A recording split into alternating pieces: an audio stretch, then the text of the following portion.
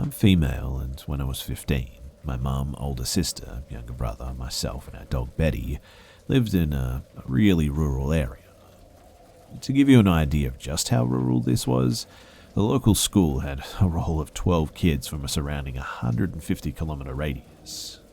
It's a long story how we ended up living out there in the first place, but thankfully we weren't there for too long. But not far from us was the turn-off to a long dead-end road into the hills. At the end of the road was the regional base for a notorious gang who held a lot of power in the area. We had been told by locals that they'd never had any trouble with them because they didn't like doing things in their own backyard, so to speak. But the night it happened, it was dark and it was snowing. I had changed for bed with my lights on and curtains open, never imagining that there would be anyone around to see me. I switched off the light, got into bed, and then it started. A deep, slow, raspy breathe in, a pause, then a deep, slow, raspy breathe out. And I froze. Then little tapping noises and more breathing. At first, I honestly thought that it was coming from my bedroom cupboard and was completely paralyzed with fear. Betty started barking and growling from the lounge room, and at that point, I just screamed. Mum came running in, and I told her about the noises. She told me that I was being ridiculous at first, and that there was probably a possum outside. They make all kinds of strange noises, as some of you probably know. And so she said that she would take Betty out and scare it away. Two things to note, too, before I go on. Firstly, Betty was a very gentle, medium-sized dog who was about as terrifying as her name. She barely barked, and before that night, I had actually never heard her growl. Secondly, my mum is pretty much a sweetheart and never really overreacts. So, I heard her put Betty on the lead and open the back door. Then I heard simultaneously Betty making the most aggressive noises I've ever heard from an animal before, and my mum screaming, "Who the heck are you? No, no," and a scuffle, and then a loud slam. I ran into the corridor and could see my mum pale and terrified, and Betty with her teeth bared, snarling and trying to get to a man on the other side of the glass door. A huge man, covered in what looked like blood, with a disfigured face and a look in his eyes that was just... I'm trying to think of the right words, but evil is close. I guess you could just say that it was obvious that he meant us harm.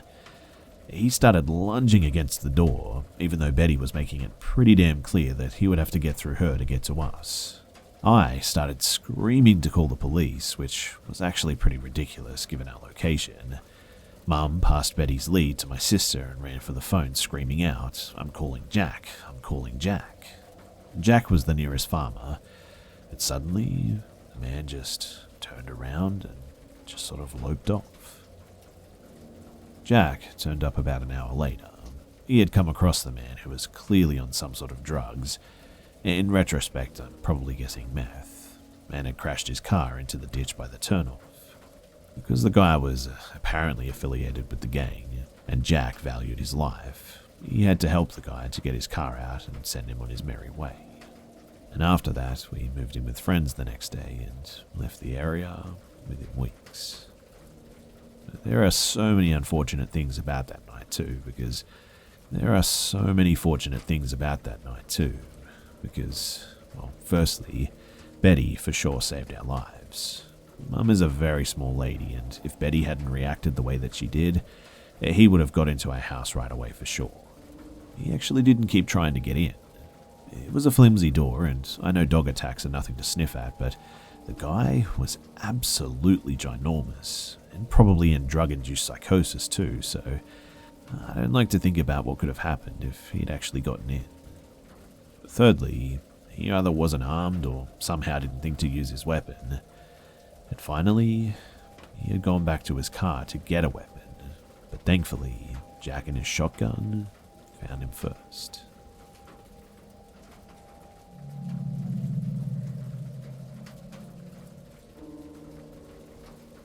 Around 10 years ago, I had gone on a short hike in the Green Mountain National Forest in Vermont, around the base of Mount Glastonbury. It was just a short day hike that I had planned to find the old railroad bed and check out the remains of the old ghost town there from the 19th century. I had gone before with a group of people, and it was a beautiful hike with water and culminates with a great view of the area from an old fire tower. Thankfully, I wasn't completely alone and had brought my dog, Beeb, a 3-year-old Rottweiler, with me. She was good company too for a trip like this, and I was glad to have her along. So I parked on an old logging road and found the path of the trail that would take me to the abandoned railroad bed that is now buried deep in the woods. I was a mile or two in and almost to the railroad bed when I heard something. It was whistling, the kind someone would use to call a dog. Instantly, Beeb looked up and tried to bolt to the right of the trail where the sound was coming from. Luckily, I had a good hold on her leash and stopped her from running off. She barked in the direction of the whistling, but I got her to sit and the whistling stopped. Perplexed though now, I had a strange feeling. Even though I couldn't see who was whistling, it just felt like it was directed towards Beeb and somebody had tried to separate me from her. I wasn't sure what to do, but after a minute or two of no sounds, I dismissed it as just a coincidence and I continued on our walk. Not even 10 steps later, though, I heard a woman's voice from the other side of the trail. "Hello? Come here. We're just off the trail." Then I heard what sounded like the playful laughter of another woman. The tone of the calls were playful, almost seductive. "Hello? Come down here. What's your name?" I was curious and even a little intrigued to check it out. The voice was very pleasant, but after a split second, I stopped myself from moving. Looking to the left where the voices were coming from, I could almost see a path through the trees, down the ridge, a perfectly straight line. But all of a sudden, there was just no noise, not even the rustling of leaves or the chirping of birds. It was dead silent. It was at this moment, too, that I started to feel lightheaded and really confused. Beeb barked again and I snapped out of it. A feeling of complete dread then just overtook me. I reached into my pocket and pulled the Ruger I had in my pocket holster out and held the pistol to my side and clicked the safety off. And as soon as I did that, I began to hear things again. The rustling sound of leaves, birds tweeting, just everything came back to life. And looking to the left again, the path that I had just seen before was now gone. After that, I decided to end my hike and we booked it back to the car without incident. But the strangest thing was yet to come. When I got back to my car and drove off the mountain and had cell phone service again, my phone had been blown up with missed messages from my girlfriend and brother asking where I was and why I wasn't back yet. I was kind of confused by this, but I checked the time on my phone and it was 4 p.m. I had started my hike around 8 a.m., which means that I'd been gone for 8 hours and could only account for maybe a couple of hours. To this day, I still have no explanation of what happened, and I just scratch my head at it all. I also don't hike anymore either, and instead, I just took up some golf.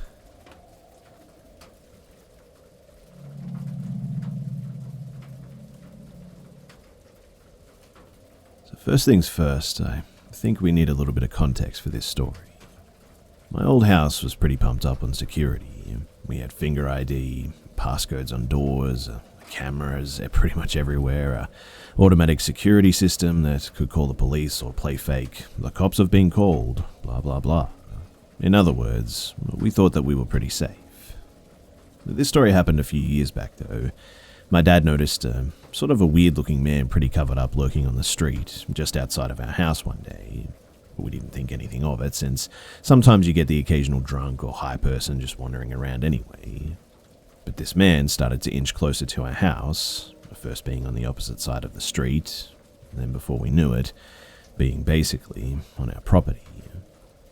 We just sort of watched him to see what he would do. I'm pretty sure he got bored and walked away and just forgot, but Then we started to hear strange noises coming from downstairs, where our front door was. We decided to switch on the camera, and sure enough, this guy is banging on our door trying to get in. Then he looks through a window. He gives up and then starts to go around the side. There was a set of stairs that led to the upper area where we were. He starts to head up the stairs, which sent my dad to go out of the side of the house where he was with a knife and scream at him. This guy runs and we don't see him again. End of story, right? Wrong. So this guy comes back again. I guess that he saw that the car was gone from the driveway or something. My dad had actually gone to get something, leaving me and my mum there, and he looks around. We didn't want to confront this guy, obviously, so I had the idea of playing the fake cop alert that could be heard outside. So we played it, and as soon as this guy heard it, he ran like his life depended on it. We never saw him again after that, and we never want to. But what makes this story much, much creepier is, on the news later it was showed that there was a guy who lurked around houses and was actually killing people in the area, and that he'd been arrested. And I got a good look at this guy's face, and I'm pretty sure that it was the same man who was at our house.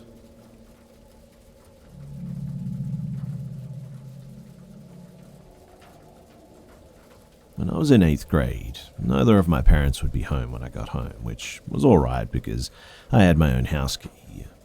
It was a pretty far walk from the bus stop to my house though, about 10 houses away, and I was the only one who would walk in this direction too.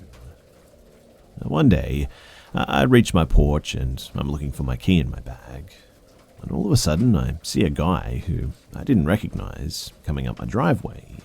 He stops about 15 feet away from me and asks, "Hey, would you like to meet my daughter sometime? She looks about your age. You can come to my house and meet her now if you want." No thank you," I say nervously. "Are you sure? She's really sweet, and we're ordering pizza later." He comes closer. I waste no time. I pick up a rock from the flower bed, and I hurl it. A perfect hit too, right in his forehead.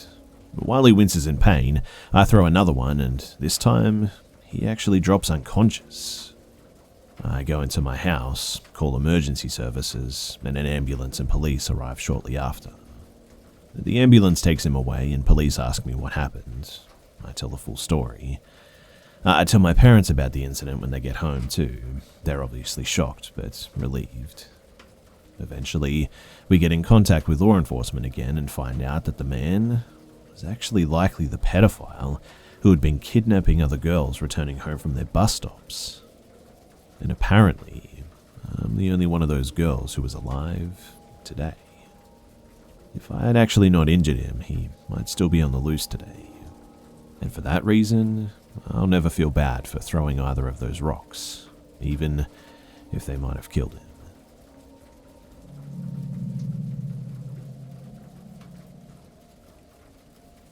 So I'd gone to visit my friend in the psych ward with her mother.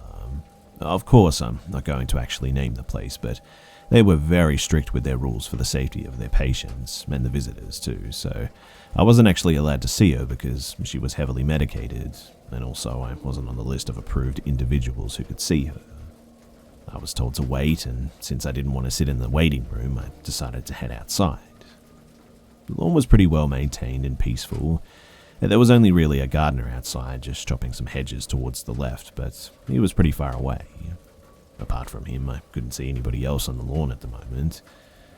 There were a couple of chairs around though, so I decided to sit down and wait for around 10 to 15 minutes, when one of the receptionists came outside.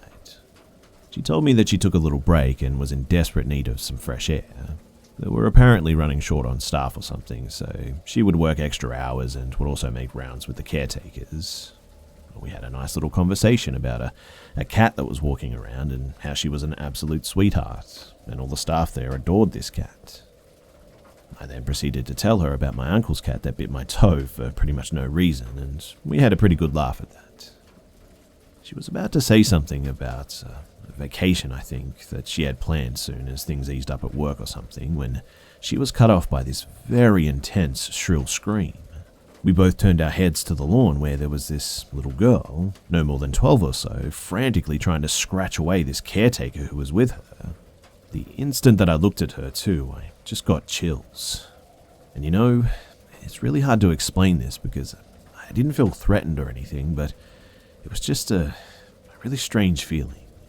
The girl was in her greyish hospital gown, of course, and was literally screaming on the top of her lungs and lunging towards the caretaker guy trying to get him away from her.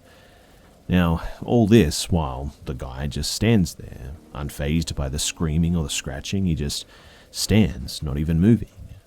Imagine someone trying to attack you and you just sort of stand there with a blank look on your face. And that's what this was like. I was actually about to point this out to the receptionist, that how odd the guy is when she darts towards this girl. She holds both her arms tightly and starts to say some words to the girl over and over. I couldn't make out what she was saying. It didn't even sound like a real language. And she mumbled a lot too, but the girl had finally stopped screaming, although obviously still panicked. This whole time, the guy just stands there, not even helping the receptionist calm the girl down. After all this ordeal was over and done with, the receptionist walked towards my direction with the little girl's hand clutched tightly. She was clearly very disturbed and all wide-eyed with tears running down her face and some drool too, absolutely terrified. But the receptionist had a strange look on her face as if I'd seen something that I wasn't supposed to, and gave me a very sort of apologetic smile as she passed by me and took the girl inside. And it hadn't even been long enough that I looked at these two that when I looked back at the lawn, the guy just wasn't there anymore. He just disappeared within such a short time that it seemed impossible. I was pretty shaken up myself by looking at how petrified the little girl was, but I got up and went into the lawn looking for the guy. I mean, it made no sense how first he was acting so strange and then just completely vanished into thin air. Anyway, when I looked back at the entrance, I saw my friend's mum coming out, and while I was looking at her and searching my pocket for the car keys, I got a tap on the shoulder which almost made me jump. It was the gardener, who must have realized that he'd scared me, so he chuckled a little bit, and then without me saying a word, he just said, "Hey, don't worry about the man. He just comes and goes. Sometimes scares the patients here. Not on purpose, but what can I say? Some are just rather sensitive." And then he looked over my shoulder and gave my friend's mum a warm smile and turned around. I was just too shaken up to even find the words to explain what happened to her on our way back.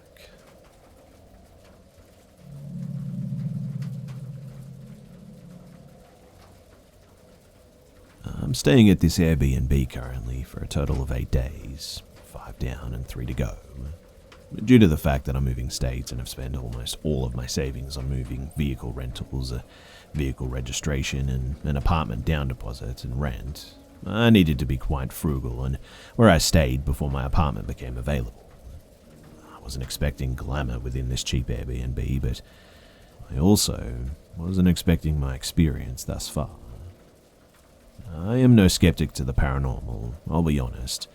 I've had my fair share of experiences for sure. In fact, perhaps you've heard some of my other stories. I've done a lot of research on surrounding places that I've been, and mostly blame my travels for my interest in these topics.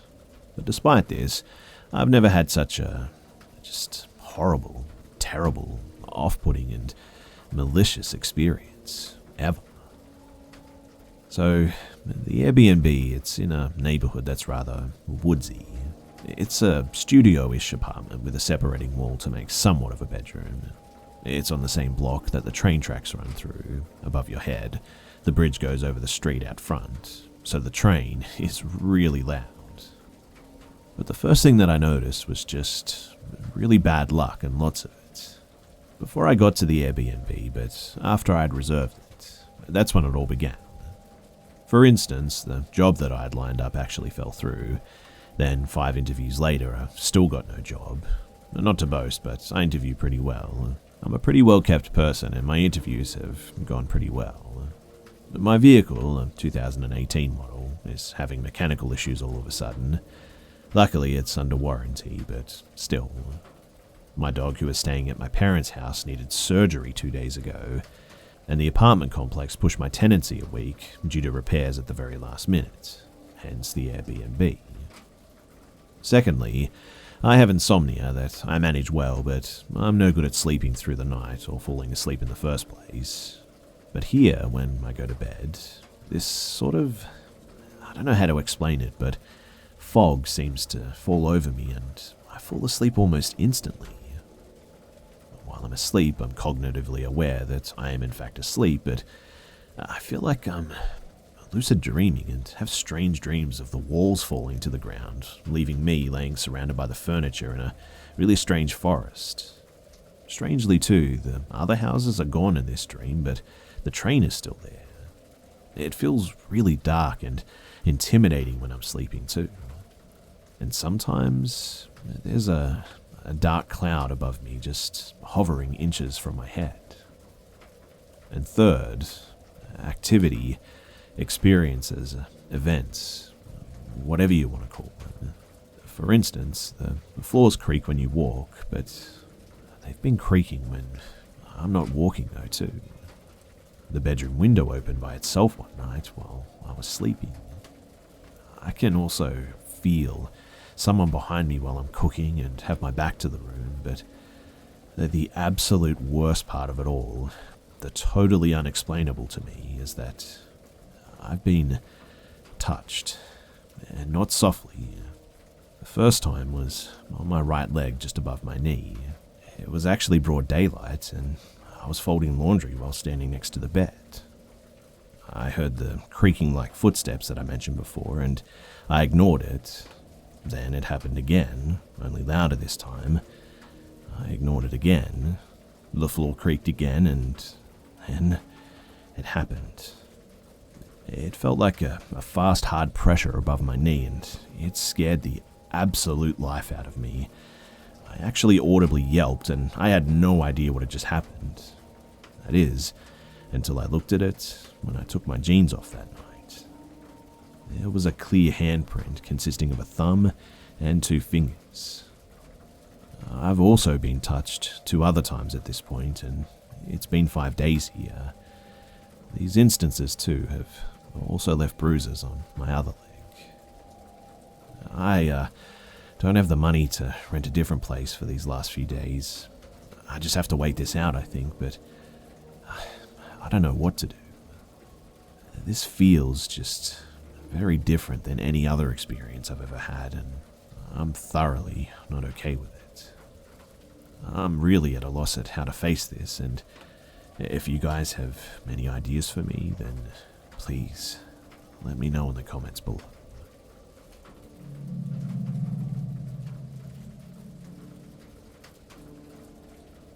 This happened about 15 years ago, but to this day I still cannot live on the ground floor of a building. When I was 15, I was staying at my mum's house for the weekend. My parents are divorced, so it was just me and her. It was about 12:30 in the morning, I'd say, and I was just chilling in the living room watching TV while my mum was asleep. The living room had 2 windows that faced the front yard, and I often left the curtains open as the house was set back from the road. My mum's house was not in the best part of town, but I'd always felt relatively safe there.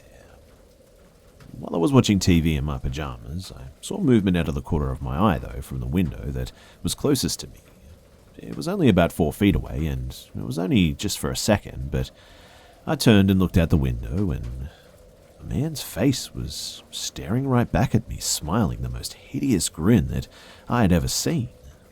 I was frozen, and for about 20 seconds just sat there with my eyes locked on his. Suddenly, my panic set in, and I leapt up from the sofa and tried to run to my mum. I slammed my leg right above my knee into the wooden coffee table and fell to the ground, my leg feeling like it was jelly all of a sudden. I scrambled up and shouted for my mum.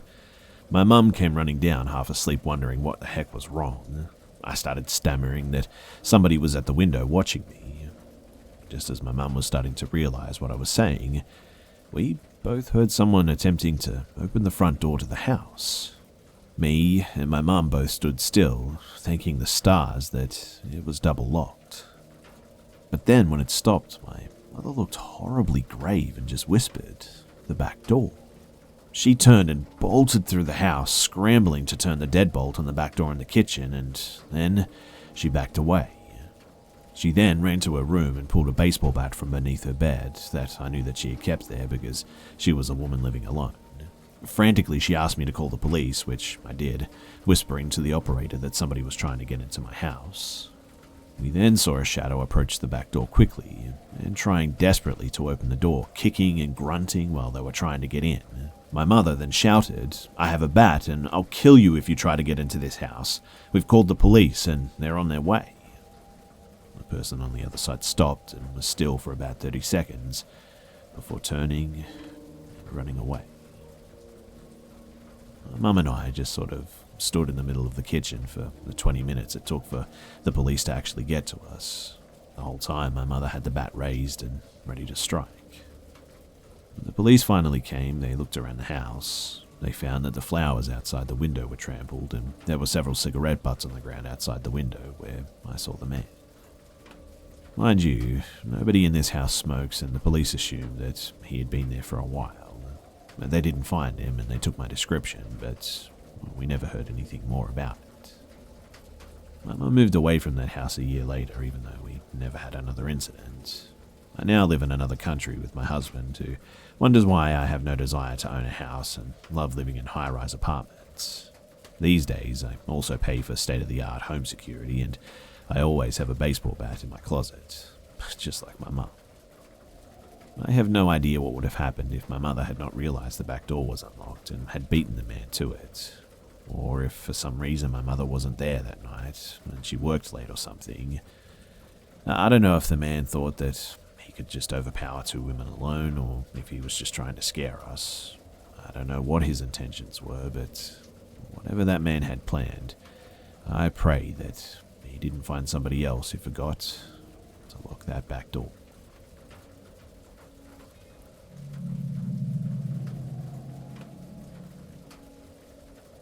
So this happened at my college years back now. I went to a college that was integrated into a big city. So even though there was a campus, there were plenty of shops, back streets, public transport, and just regular people walking around. I was a part of a club that went late into the night, and I usually only stayed till about 9 or 9:30, and would then leave, usually with a friend too. The club was in the center of campus, while I lived east of it, so it was about a 15 to 20 minute walk. And this particular night was a foggy late fall, early winter night. My friend left early because they weren't feeling very well, and I ended up staying late and began my walk close to 10:30. I started walking down a back street that was quiet but led right to my dorm, and it was only a few minutes later that I heard footsteps somewhere behind me. I stopped, thinking it was a jogger, and moved to the side to let them pass, but then I noticed that there was no one coming and the footsteps had stopped. I watched for a little bit, sort of weirded out, but in the end I just sort of shrugged it off and I started walking again. Then the footsteps started up again. I stopped and it stopped. I started to get a bad gut feeling, and I quickly walked to the side street that connected the back street to a bigger main street. This street had a lot of lights, plenty of cars, and still a good number of people in it. I walked back to my dorm from there, and the next morning I woke up and checked my emails. One of them was from the campus alert system too, because apparently an hour after I'd got back to the dorm, someone was stabbed on that back street. The victim was rushed to the hospital and survived, thankfully, saying that the perpetrator followed them down the back street before just stabbing them. Sadly too, the perpetrator was never actually caught.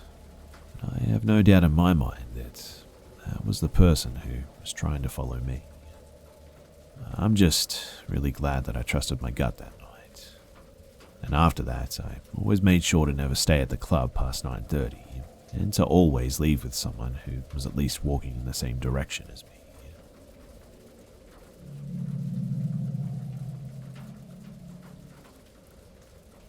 This happened to me a few years ago, probably around mid-July of 2017, I would say. So it must have been like 2 a.m., I think, and I was in bed sleeping when all of a sudden I just woke up.